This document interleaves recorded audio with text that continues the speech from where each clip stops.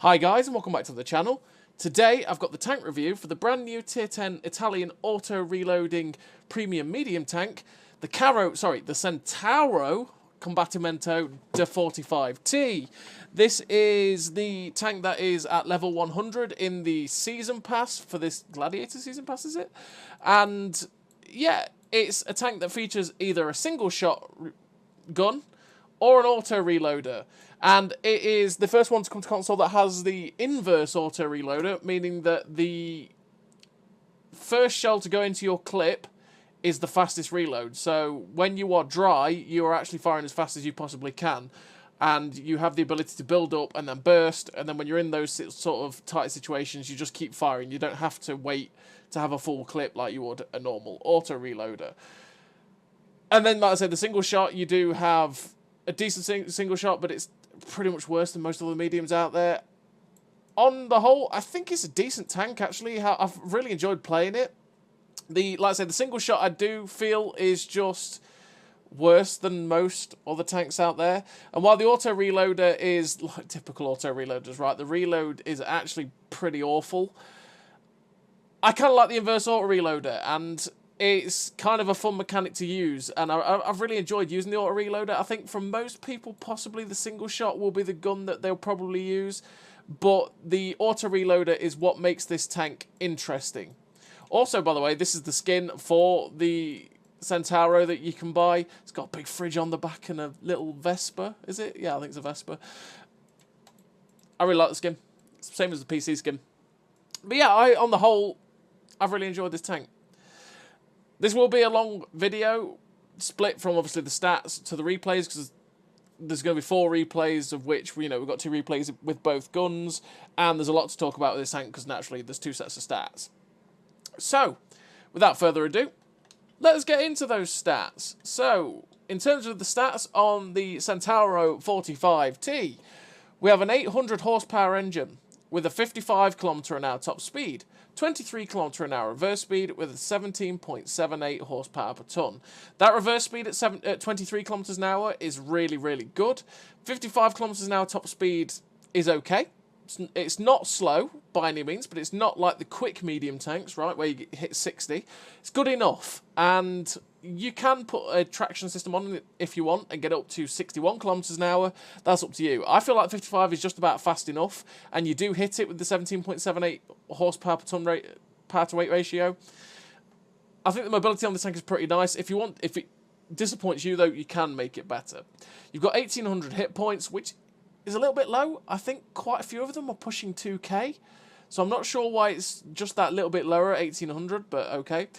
42 degrees a second on the hull rotation speed, which is pretty decent. That's quite nice. You do turn on a sixpence pretty decently. You've got a 1.9 soft terrain resistance, 1.1 on medium, and a 0.9 on firm. These terrain resistances are pretty decent. Again, you'll hit that top speed. That's the only one that's probably a little bit not that good, but yeah. You've got 335 meters of still concealment, which is fantastic. The camo on this tank is really, really nice. You can make the most of it for sure, and you'll have some good results with the camo in bushed locations. And it might be something you want to do, obviously having not the best reload in the universe. And yeah, I myself kit it out to have the best concealment it can get, because this is base and it's pretty damn nice. You've got 400 meters view range, which is pretty standard at tier 10, really, for the medium tanks at this point. Most tanks are running 400, so that's pretty good. You've got a 30 degree a second turret rotation speed, which means your turret is actually slower than your tracks. So do be careful when things go around you that you are having to turn the tracks the same way as your turret, because your turret will not keep up with your tracks, or generally when you're turning and stuff like that. So just be careful of that. Accuracy during rotation of the turret is 1.37, which is okay, but not great. It's kind of, that's in the middle of the park, really. You've got 15 degrees of elevation, which is okay, and 9 degrees of gun depression, which is really nice. Really helps you use the ridge lines. So here is where the inverse auto reloader comes in. So you've got a 29-second reload when you're fully loaded. So when you're loading the last shell in the clip, or for going for fully loaded, you've got 29 seconds, 25 seconds for the shell after that, 19 for the third shell, and the fourth shell, which is technically the first shell you are loading into the clip when you are dry, you've got a 13-second reload, which can get down to about 10 seconds. Now, that is slow because it's got 400 alpha, as you can see here. 10 seconds for 400 alpha is a very, very slow thing. When most tanks at tier 10 are pushing between 6 to 7 seconds for their reload at 400 in the medium tank category, yeah, it's pretty slow. It does have to be slower, but maybe not that slow, because this inverse mechanic is something that's very hard to keep balanced, because that ability to burst when you've built it up is so powerful that if this reload was too good, then it would just be broken, right? So it's one of those things. I think 13 seconds is still a little bit, maybe 11 seconds, and you can get it down to like 8 seconds possibly on the reload. I think that probably would have been better. Or, to be honest, even with the 10 seconds, I still don't feel, even though statistically it's pretty bad reload, having a 10-second fully upgraded reload, it never actually felt that bad for me playing the tank. I don't know what it was. I've really enjoyed using this auto-reloader, and even though the reload, technically, statistically, I was looking at it going, I'm always going to use the single shot, right, because the single shot is far better. I was definitely really enjoying this auto-reloader, and it was far better for me. I don't know, it's one of those quirky things. I think everyone's going to have their own preference. For me, realistically, with these reloads, though, I would have had these reloads far better. So that's 13. I would have had that, like, 17, and then another 5 seconds on top, and then another 5 seconds on top, or something like that. I think this is way too long in terms of these reloads, because you never really get this fourth shell ever. You just never hit this fourth shell on the reload, and if you do, you've had a very, very long break from the action. It takes way too long to reload this whole clip. Yeah, is what it is.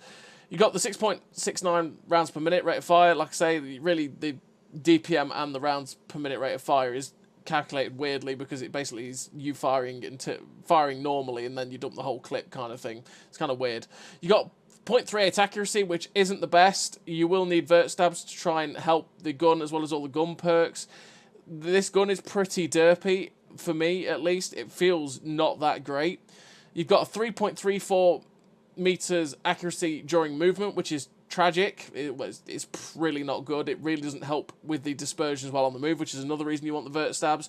You've got 2.3 aim time, which is okay, but it can feel just a little bit long, added to the fact that you've not got the best accuracy in the universe. I mean, 0.38 is not horrendous, but it's just on that derpy side.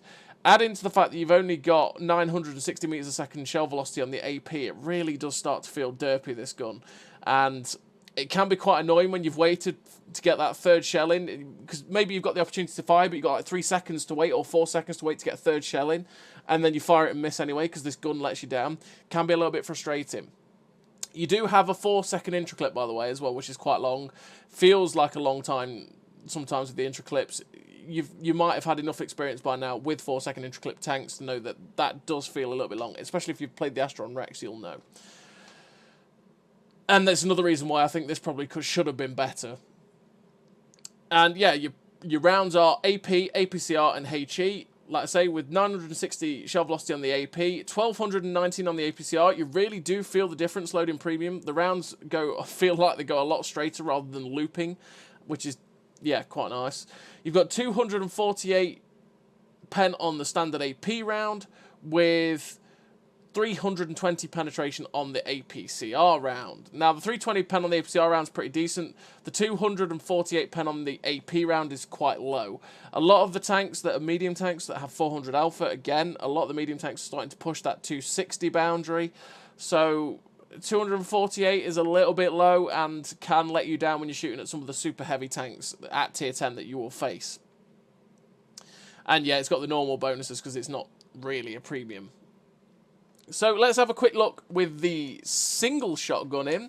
So the single shotgun, really the only difference for this single shot is the fact that it has a better reload. So it's got an 8.9 second base reload on this gun, which, according to this, is actually the same DPM. I'm not sure that's quite right. But yeah, 8.9 second reload. You can get this down to about 7.2 seconds with everything in. We'll have a look at that in a minute, which is obviously far better than the 13 base reload, and a lot of people will find that using this gun is obviously a far better choice on the tank. Statistically, it's better. I don't know, like I say, for me, I've preferred using the auto reloader just for that burst, is what it is. So let's see what we would put on it in terms of equipment. So in terms of equipment, I run optics, naturally to be able to spot for myself and get good spots and shots. Vert stabs to make the gun as good as humanly possible, and the camo net, because vert stabs naturally, as you see, it makes the accuracy during movement and turret rotation 20% better, which is nice. And then as optics to be able to spot for myself, and the camo net, because this camo on this tank is really, really good. And as you can see, you get it down to 296 without a crew in it. In terms of a crew, I've just put it in the Progetto 65. I've actually been using the same crew that I have been using in the Progetto 65. I am tempted to swap out the muffled shot for snapshot because the gun is a little bit of a letdown at times. But we do run Born Leader, Rapid Reload, Sixth Sense, Situational Awareness, Steady Aim, Run and Gun, Camouflage Expertise, Silent Driving, and Muffled Shot.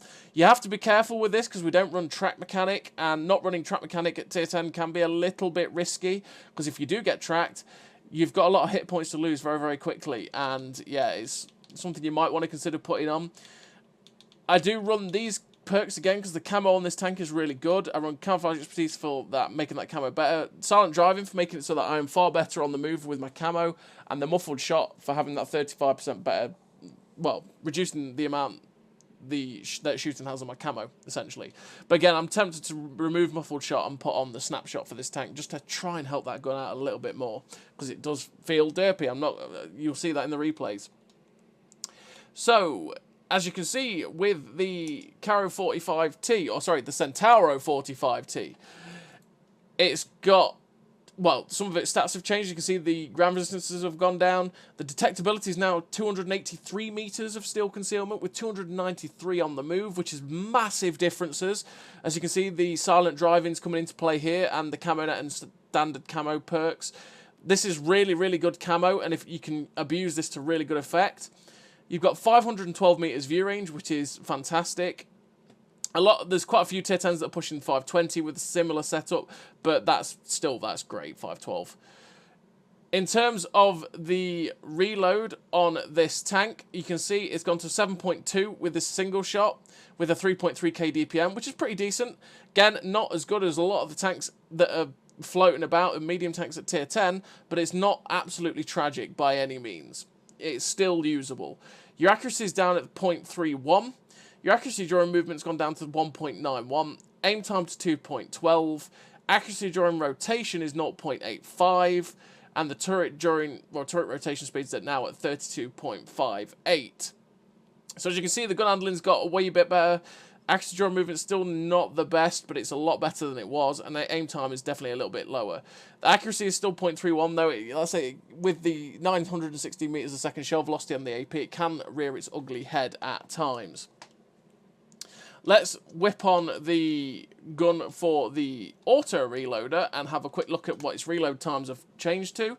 So as you can see, it's got to 23.5 on its worst reload, 20.2 on its middle, 15.4, and then 10 seconds at the best DPM you're going to have, which is when you are completely dry. And I'm saying this because it is an inverse auto reloader.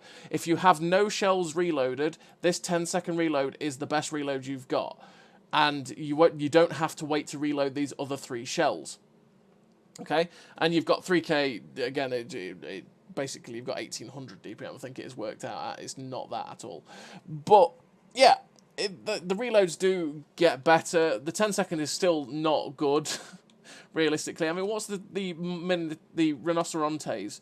The Rinoceronte is at 10.94. So for a second worse reload, you get 490 alpha instead of 400. And you have better pen. So, yeah, that is something to compare it to.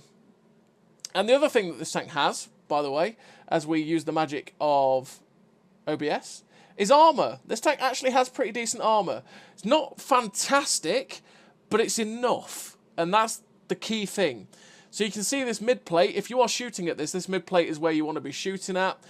It's got, yeah, only about 200 effective, which means most tier 10s and tier 9s and tier 8s are going to go straight through it. But the lower plate is actually a bit of a bait because it's an auto ricochet angle that you can see even on slightly down, it's still going to ricochet most shots, which is decent. Same as the upper plate look. It's not got the best effective, but just because of the angle, it will bounce shots because of that. You've got side armor, which is quite nice. You've got 70mm of side armor, which helps you side scrape in this tank if you want to. It can do it, which is definitely an asset for the tank.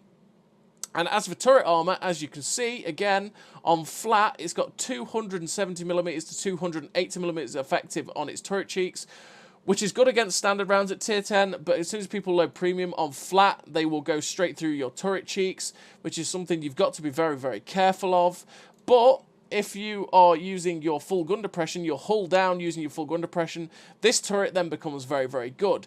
You just have to be very, very careful that nothing catches these cheeks, because it does have a shot trap that if they shoot basically just to the left and right of the gun mantlet as the Centauro is looking at you, they will hit these cheeks, and it's only 230mm of effective armor, so, and 49 in certain places, as you can see. So these are shot traps. So you just have to keep moving, ducking and dodging, dipping and diving on a ridgeline to make this as good as possible. But the armor on this tank is pretty good, and I've bounced a lot of shells in this tank. It's one of those really inconsistent tanks in terms of its armor. Sometimes it's really good, and sometimes it just seems to get buttered. So it's just something to consider, that the armor is pretty decent on the tank as well. But on the whole, yeah, I've actually enjoyed playing through this tank, to be honest. When I first saw the stats and saw how butchered it was compared to PC, I thought, oh, no, not again. Not another auto-reloader. But actually, I've been pleasantly surprised playing it. I don't think it's a stinker. I don't think it's a worldie either. I suppose that's pretty good after the AVR coming out. But it's decent. I think it's decent. And you've got a decent choice as well with the two guns. So as always, everybody, I'm going to send you over to the replays where you can make your own mind up. You can have two in the single shot with a decent game and a pretty good game, and then a decent game in the auto reloader, and then a pretty good game in the auto reloader. So the video is going to be pretty long because some of the replays are pretty long. Is what it is, I'm afraid. But you'll get to see the full capabilities of this tank and see what it can get up to. So here we are in the first replay, and we are using the single shotgun, and we're on Pearl River. And so we're going to go to where the encounter cap is, because the encounter cap is at J3, and this flank is actually a pretty decent one to go fight on, especially for a tank that's got decent mobility, pretty good hull down armor, and, you know, you can get hull down and start working people over with the gun. And as you can see, we've got a 7.2 second reload with this tank and the single shot, so this will be pretty decent.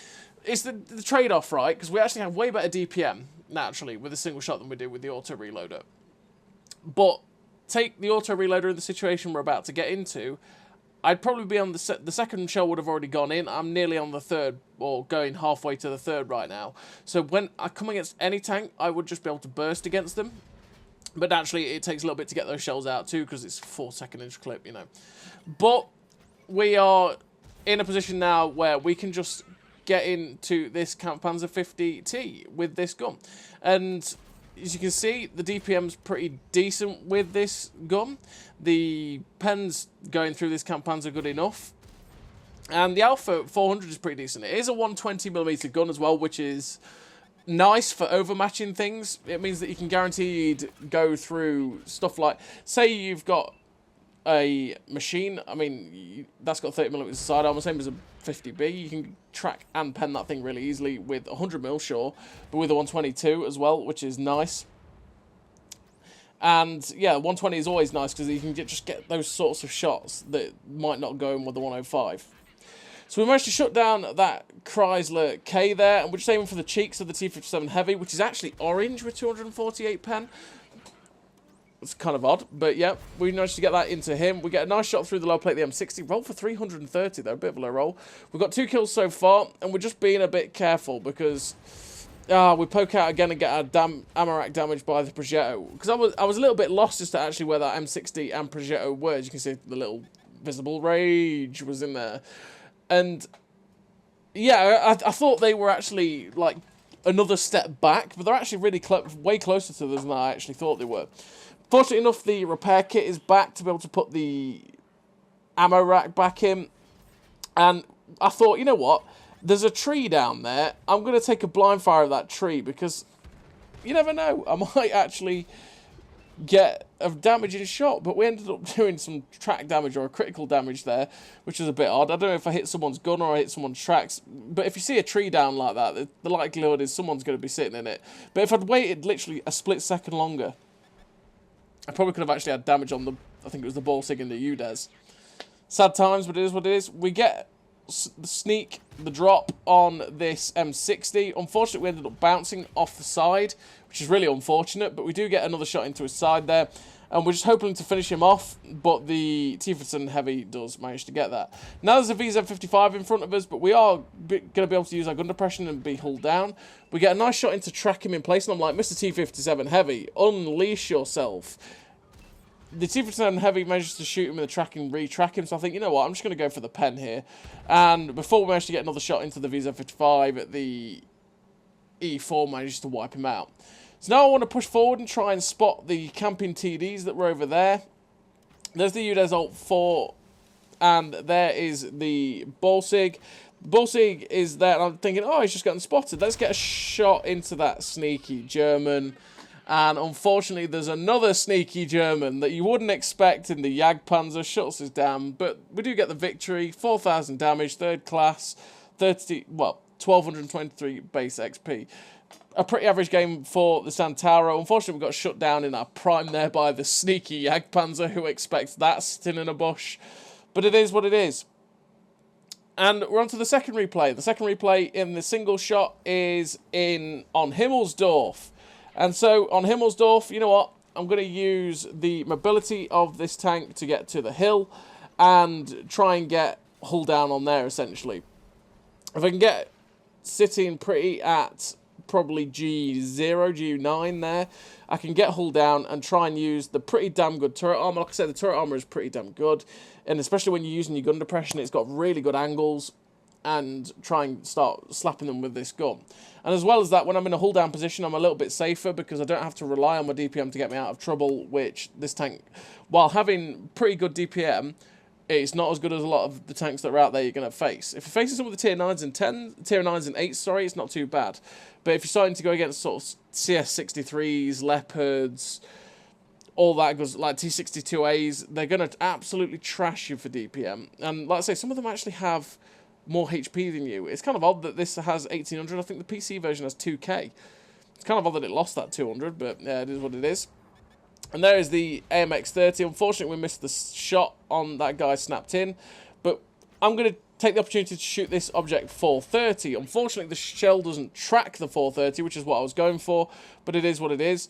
Just trying to ward these guys off. We get a nice shot into the side of that TNH, but I really want this 430 gone. This 430 is the one that might be a pain. Luckily enough, he's a one-shot. You know what? I'm going to take the hit to get rid of him, and he's out of here. He's the one that I was worried about because he's in that sort of position where he could start just poking around and getting shots into us, which would be really awkward. There's a Kramvon over there, which is naturally the tank that is going to be scary because that thing is hull down and will always laugh at us. Just looking to see if we can get a shot at the AVRE, see if he gives us a free shot into his side, which he doesn't. Then he does drive up, and the gun hits the floor. Oh, come on, gun. That's not what we want. Like I said, this gun is just so derpy. You get shots like that, and people give you the lower plate, and it just misses. It's really frustrating for that. It really is. But right here, we've got most of our team on the hill, and they're winning it. And what I see on the map is this AVRE is against two heavies that have all come out of absolutely nowhere, and they're coming up behind us. So it's like, okay, I'm coming to help you, sir. We get a nice shot into the lower plate of the 75. He gets a shot into our mid plate, which is kind of annoying because we need the HP. But the AVRE is going in. I'm like, oh, I don't want to go in because this AMX M454 has got the big gun and that will hurt. Unfortunately, we missed the shell on that cupola though. And it's like, that guy looks like he's stock. Maybe he's got the stock turret and I can pen that. But unfortunately, we couldn't. Just looking for a shot at the back end of this E75's turret, which we get in. Unfortunately, the M454 chose to shoot us. And he is literally just facing us, even though he's got people behind us. We go for the cupola shot, which goes straight in, which is nice. We're up to 2.2k damage. And this AMX M454 is really distracted with the tanks going behind us. We get a nice shot into his side of his turret. Then he turns to face me, even though he's got two tanks behind him. It's like, sir, you could just turn to face the two tanks. They're going to kill you far quicker than me. But he managed to get shut down, and that's the threat to our behinds gone. Now, coming back to the top of the hill, and I see the 705A is possibly sat on top. I'm loading the premium rounds because, realistically, the 705A, if he angles even ever so slightly, 248 pen might bounce. And I don't want to risk bouncing on the lower plate of that guy. He's not looking our way, though, which is nice. So we get a shot through his lower plate for 333. Bit of a low roll. We're going to poke around to see if we can get another shot in, which is giving us his whole lower plate, and it hits the floor. Gun, come on. Fortunately enough, he's sat still, so we get another shot through his lower plate. Bounce the shot off our turret, because I say the turret is pretty good. The Cranvarm, we're just going to see if we can bounce his shell and get a shot into his upper plate, but it hits the floor. Come on, gun, just behave, for the love of all that is holy. This is what this gun is like. This gun is frustrating. It will miss shots. Especially shots like that I'm looking at and going, oh, that's going to hit. We do get the shot into that Cranvarm because he's reloading. The medium tank, which is the M48 120mm, does get a shot into us in return, though, which is not what I wanted. So I'm not going to go after this Cranvarm now. I don't want to wait for him to reload, but I just have to. And stay in this hull down position. We get a nice shot into the tracks of the Cranvarm. It's what we've got to do. We've got to stop him moving. We do have a heavy tank on our left. I just need to keep tracking the Cranvarm so he can't get into that position on my right-hand side where that 430 was. I can stay hull down here, which means I can bounce shots from the Cranvarm and the M48 120. And fortunately enough for me, I managed to get round and shut down the Cranvarm before he gets a shot into me. Now I'm looking at this going, oh god, I'm going to die. I've got to get up close to him, and there we go. We push him as quickly as we can, get up in his face, and he bounces. Because again, he has to hit that mid-plate to pen me. And with the angles on the Centauro, just auto-locking on this tank is not always going to guarantee you a pen. So fortunately enough for us, by just getting straight up into his face, we managed to bounce it, survive, and shut down that guy. And now we've got this 705A, who really probably should have came to help his friends rather than shooting down onto the 3 line into our other guys. And we managed to get rid of that guy because we had the dead wreck of the Cranvarm, or the Conqueror, sorry, which was protecting us. Now there's only 2 tanks left on the enemy team. It's the CS63, which is powering away, as you can see on the map, clearly in his speed mode, and the artillery. We've seen where artillery is firing from, and I'm expecting the artillery to be in down here along the A line, which he is. So we get the shot, aiming for his front end to try and get an engine fire or something. We get the shot into him. He's off on his merry way. Realistically, this is something that I just carried over the same ammo loadout I shouldn't have done from the autoreloader, and that is I should have had some HE there because I could have had far more damage on that guy. But it is what it is. Definitely carry some HE for the single shot. And yeah, you could have got more damage on the artillery, but we do manage to get the shot in to finish off the M53, 55, and finish off with a pretty nice game for the single shot gun. And that is 5 kills, 6.5k damage, a bit of blocked 1850, the ace tank of the high caliber, 1762 base XP. A really nice game for the Centauro 45T with the single shot gun. And like I say, the single shot gun is pretty good. It's a pretty good gun. It's just kind of sad that it's a ways behind the stuff like the M48A2, 120mm, the CS63, the STB1. You know, there's all the other tanks. It's probably on the far lower end of the 400 alpha guns with that alpha. If we had a rammer on this tank, it wouldn't be too bad. And actually, if we had a rammer, I think the reload on the auto reload wouldn't be that bad either, because you get it probably, I think it's down to 9 seconds possibly with the rammer as well, with the best shot on this auto reloading gun, which is really quite nice for having that burst ability, and then also, you know, the single shot ability too. I think putting a rammer on this would help it a lot. If I'm totally honest, I'm not quite sure why it doesn't get it. I get it, the fact that it's an auto-reloader and they want to take it off because it is an auto-reloader, but it would have been far better to have that rammer. Is what it is. But we're on to the auto-reloading gun now, and as you can see, when we've got into the action of this first replay, we've got 3 shells in, which means we get to burst 2 shells into those tanks, which is quite nice. And now we're reloading the second shell as we have one in. As you can see, our fastest reload is when we have no shells in. And we're on Siegfried line, like I say, assault, which means we've got some weird positions to fight. I prefer defending on assault, realistically. on Siegfried line, but I'm trying to poke forward to spot the stuff that I know is back there, but we're not lighting it up. And as you can see, with the auto-reloader, right, we've got a break in play. And that means we're actually managing to get, like, shells in the clip. So the moment that we actually manage to start fighting, we're going to have some burst capacity. So we managed to get a nice shot into the side of the M103 there. And if he decides to give us more shots, we've got the ability to put 2 in. We go for the shot into the side of the 257, but unfortunately it derps and we miss. But we do get the final shot into the Jagdtiger's side there. And at this point I'm looking at it going, this is kind of awkward, I'm not liking this. And this is where the reverse speed's quite nice, as you can see. We're sort of powering away at 23 kilometers an hour. And yeah, I could have shot the 257 there, but I was too busy concentrating on running away like a little girl. We're up to 1,500 damage, and like I said, I didn't like that situation I was in there. There was too many occasions where they could pop over and shoot me. So now we've pulled back into a situation where I can use, again, my gun depression and get some shots at these guys. We get a nice shot into the Jagdtiger there. We've still got another shot, though, for the M103, and we get that in there. That's where the auto-reloader, like I say, is nice. Unfortunately, the 257 managed to get a shot into us, though, which is really annoying. That knocks us down again, and that guy is going to be a bit of a pain for us. I was just looking for a shot on the Jagdtiger, but he's kind of concentrating on us, and we're not going to get that shot at him. I was just thinking that the 257 might get done in by my heavy tank that's over there, because all it really realistically has to do is go over and shoot him, but it's not quite happening at this moment in time. And again, this break-in play is great for the auto-reloader, because we're getting the shells in. And naturally, we don't have to wait for that final shell to have the best DPM. We can just dump as soon as we have the opportunity to, which is where the inverse reloader is a pretty nice thing. So, I'm getting pretty restless at this point, right? Because that 257 is holding us back. And unfortunately, he ends up getting another shot at us, which is really annoying. But we do manage to shut it down. Again, he was getting far too much joy there, to be honest. And, yeah, we managed to get the shot in, but it's knocked us down to a one-shot, which is really awkward. We boost our reload with food to make sure we're going to... And before we go, we're going to make sure we're getting this third shell in.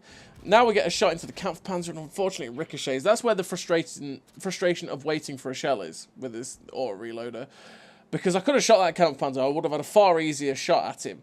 But I didn't want to waste the fact that I was 2-3 seconds off a third shell. And I could have had, you know, the far better chance of bursting into the tanks, realistically.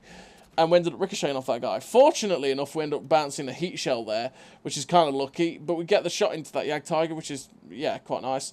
We're going for the shot to finish that Jagdtiger off, which we do. And as I say, there is no hesitation in firing. There is no, oh, I need to wait for my reload. We just fire. Just get it going.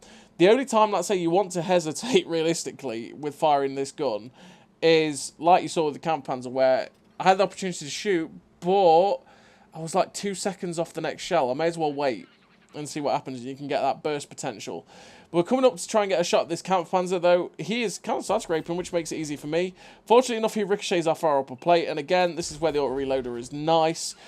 We just managed to get 2 shots in to shut him down. The T-62A is coming for me. It's like, no, no, no, Mr. T-62A. We're not letting that happen. Managed to back up round. He ends up getting slapped by one of our team, and we get to shut down that Tier 10 Soviet medium tank.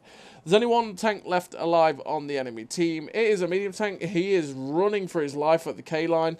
And I'm kind of hoping at this point, it is a Centurion AVRE. I'm hoping at this point that I'll be able to get there to get a shot into him. And you never know, again, this is where that burst is nice, because by the way, that's great driving. I did not see that AVRE whatsoever. Hiding in a bush. Camo. That's camo, right? Great camo, yeah. But yeah, again, this is where the auto-reloader is nice. Trying to get to this AVRE, at any point, if I had the single shotgun, by the time I got there, I'd have only got 1 shot off, whereas if I had the auto-reloader, I had the chance to get 3 shots off. Unfortunately, we didn't get there to show that off, but, you know, it's that sort of burst potential again that builds up over time. And we finished the game with 4 kills, 4k damage, sniper medal, the second class, 1294 base XP, sorry, GG to the AVRE. But, yeah. I like the auto-reloader just for those ability to burst. And it's that flexibility, I feel. Right, while I don't have the good DPM that the single shot has, I have that flexibility of breaking off and then gaining 2 or 3 shells. I'm going to say 2 or 3 shells because realistically, again, you never hit the 4th shell. The 4th shell is way too long to reload, and it's very, very rare you ever get it in this tank, realistically. And yeah, you have the flexibility of building up the shells and then just unleashing. And I mean, like, this is proc. By the time we get to the point where we can shoot things, we're going to have 2 shots in our clip. We're going to have to double tap. Now, there are obviously tanks that double tap far better than this tank, and they reload far better than this tank. And you look at stuff like the VZ55 at tier 10 naturally. The TNH VZ51 at tier 9 double taps better than this tank does. But it doesn't have the ability to get 3 shots into the clip, which is what happens there. And you don't have the ability to only fire 1 shell too, either. It's, I don't know, the inverse auto reloader is quite a nice feature to have, but you really have to be careful with the way you balance it. Because like I say, if you give that single shot way too good a reload, and then you have the ability to dump like 1600 and so on, that's where it can become a bit unbalanced. It's a very, very tricky one. But anyway, we're on proc, and we've come to this little position here at E4. We managed to get 844 damage so far, 1 shot into that 50B. And yeah, this game's going to be a little bit awkward. The chisel there gets a shot into us, which is really annoying, because he came really high up on that ridge and got away with that, which it's one of those things, because that position where that chisel is gets countered hard by the guys that are at C2, and also the guys that are at E4-5 should be able to shoot the chisel quite easily as well.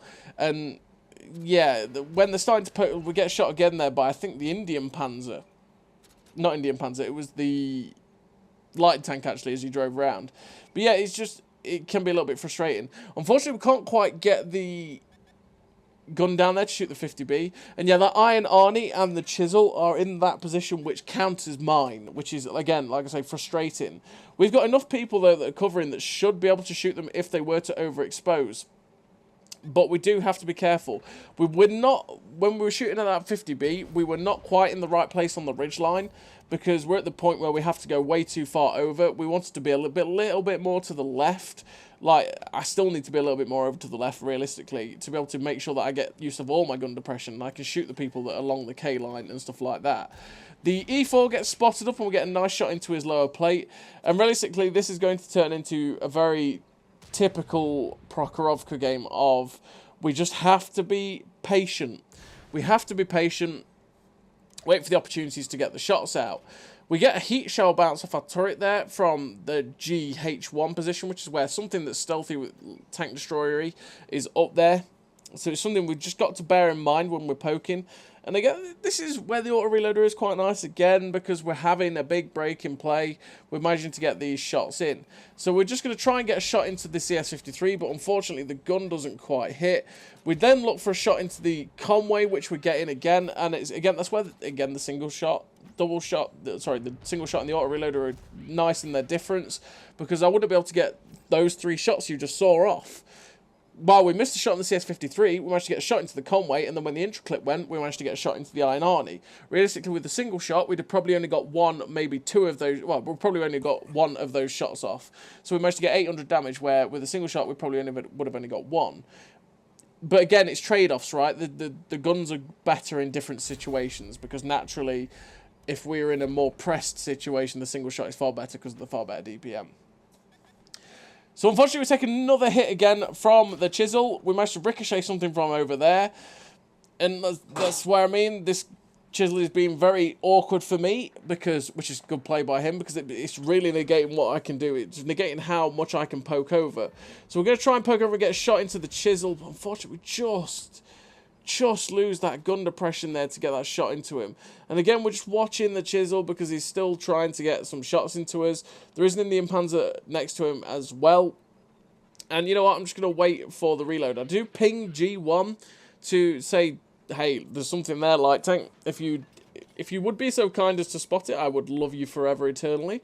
We do get a nice shot into the CS53, who then gets shut down. We bounce something again from that position. It's firing for like 390 alpha, so it's a, you know, it's a decent chunk from a TD, and there we go. It's a Cannon Jagdpanzer 105. We get a nice shot snapped into him there, and then we get a second shot in too.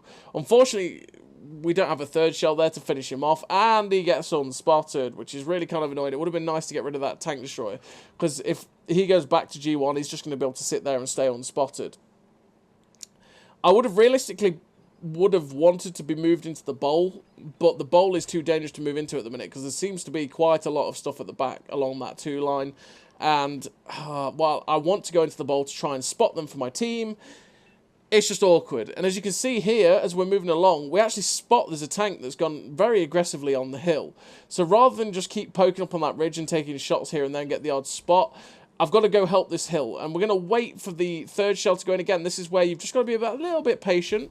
Wait for the shell to go in, and we get a nice shot into the Iron Arnie there, into the side of his turret.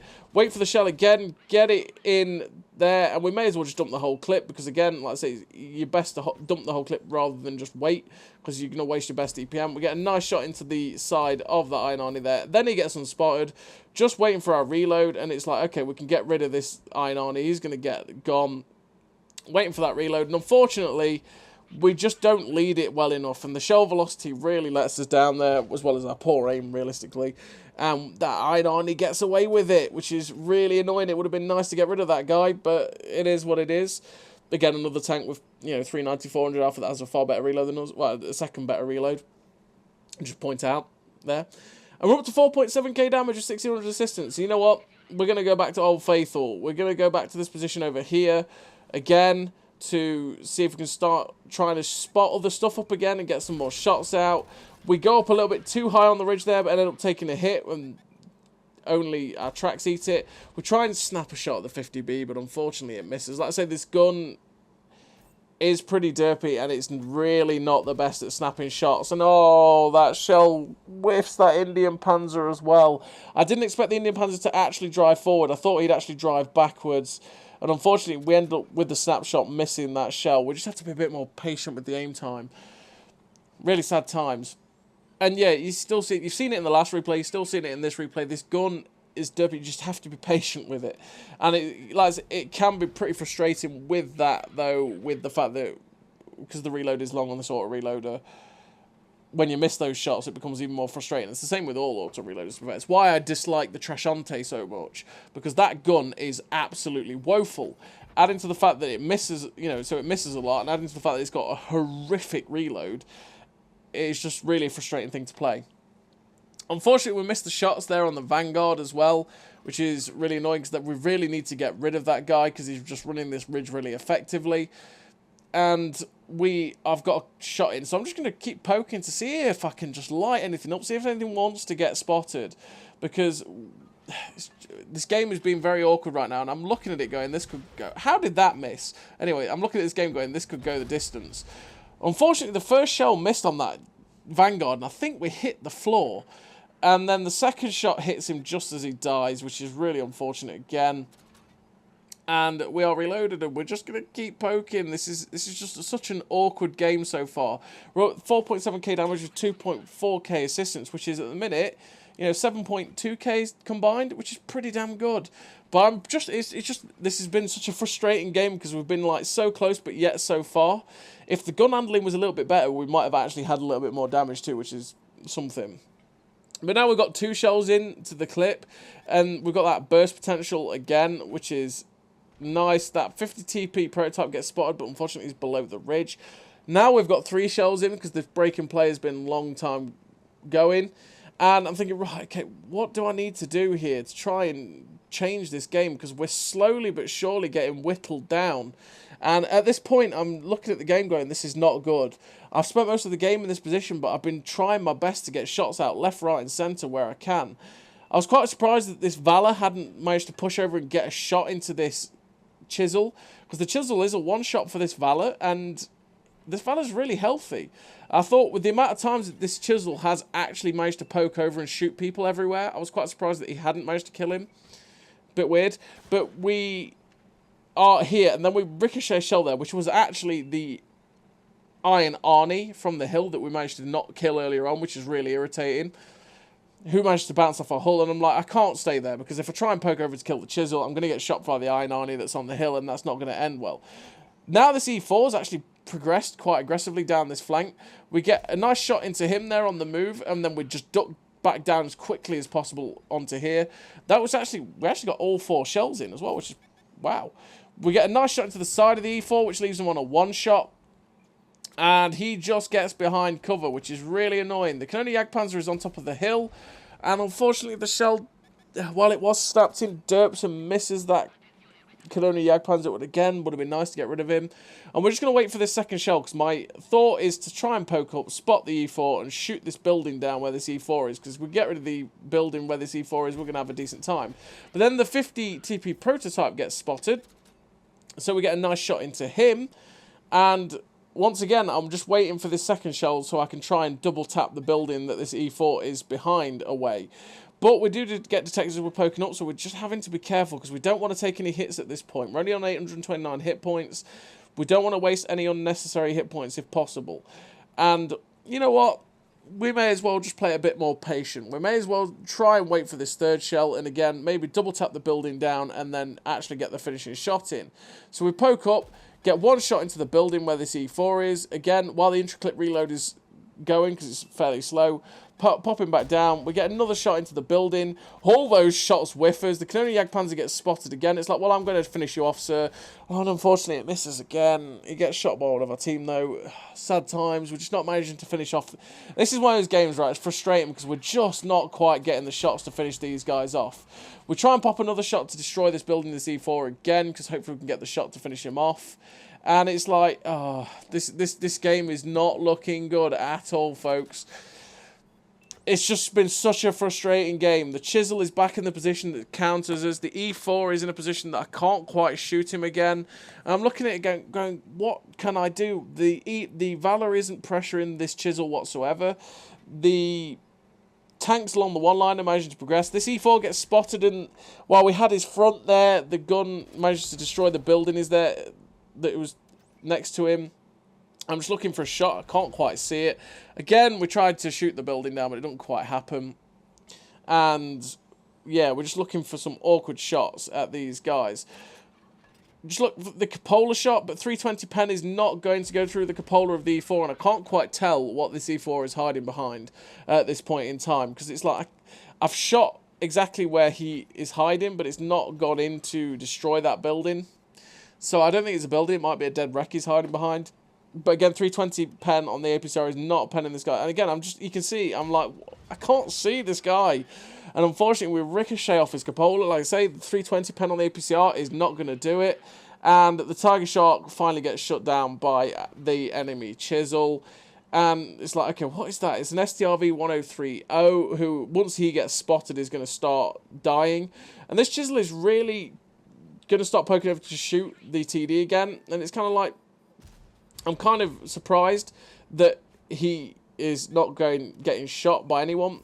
Unfortunately, we missed the shot on the E4, which we should have waited the extra second, because we would have had 2 shots to have a go at that guy. But the gun derped, like I say, we had the whole side of his turret and it missed. And the chisel manages to come all the way over and get another shot into me there, which is sad, and puts us down to 419, which means we're possibly a 1-shot for this guy if he high rolls, which is kind of awkward. I'm at the point where I'm thinking of just giving up the position I'm in, because, yeah, if I poke over, he's going to kill me. But I'm starting to be at the point where I'm just accepting defeat, right? We're at the point where this game is just dunzos. We are so screwed. And we managed to get the shot in to finish off the Conway. I thought the chisel was going to come over and finish me, but he finally gets shut down by the Valor. Probably a little bit too late. The 50B's in an awkward position where I can't quite get the shot. I mean, the E4's looking at us. And the Canonier Jagdpanzer that we failed to kill so many times managed to pop up and finish us off. And unfortunately, it's the defeat, but we do finish with 6k damage, 3.8k assistance. The patrol duty, nearly 10k combined. A really great game for the Autoreloader, just a really frustrating one, realistically. And yeah, this gun is really derpy, but on the whole, I have enjoyed playing this tank with both guns. I do prefer the Autoreloader, even though the DPM is tragic. But it's all down to your personal preference of what you enjoy. I say I don't think it's a stinker, but I don't think it's the best tank in the universe. It's just pretty okay. So as always, everybody, thank you very much for watching. I'll see you next time.